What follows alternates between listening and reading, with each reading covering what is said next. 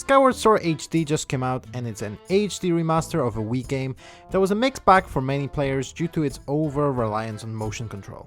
Well, HD Remake apparently fixes that, giving you an option to play completely analog. But are these controls any good? Well, let's check this out.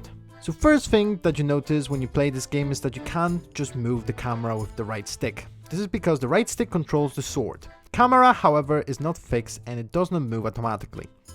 You have to move it yourself, but you have to press the L button or bumper in order to do so.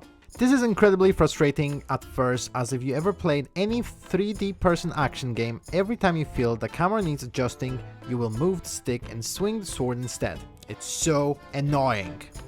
Talking about the sword fighting, I have to say that it's not intuitive at all, at first anyway. Once I got the sword, I was incredibly confused. How the hell do you hit things? See, the original game utilizes the Motion Plus technology that gave you more accurate motion control movement that allow you to slash your sword in different directions. This is a mechanic that the whole game is designed around, and if you use a motion control, it's not a problem. You know, from environmental puzzles and obstacles like these trees that you have to cut, to enemy designs like these fly trap things that you have to slash vertically or horizontally depending how is their mouth positioned. As such, the whole game you have to slash your sword left and right, top and bottom, kind of like in Mountain Blade or For Honor. But how the hell do you transfer this to this? Well, you're going to be happy to hear you don't have to use the touchscreen control, or you don't have to swing your controller like a dick. You flick the right stick in the direction that you want Link to slash. It's simple once you realize how it works. As I said, when I first got the sword, I had no clue what to do. See, when you move the stick, you move the sword in that direction. So I tried to make swinging motion with the right stick and it did not work, because you have to flick it like that.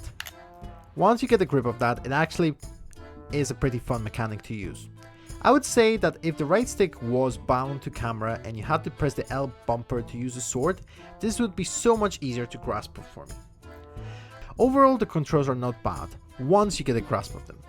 And the game is actually quite fun. It looks great, it's fun. However, going from the vast open landscapes of Breath of the Wild to confined corridors of Skyward Sword is quite jarring. It's fun to see where a lot of the mechanics from Breath of the Wild started though.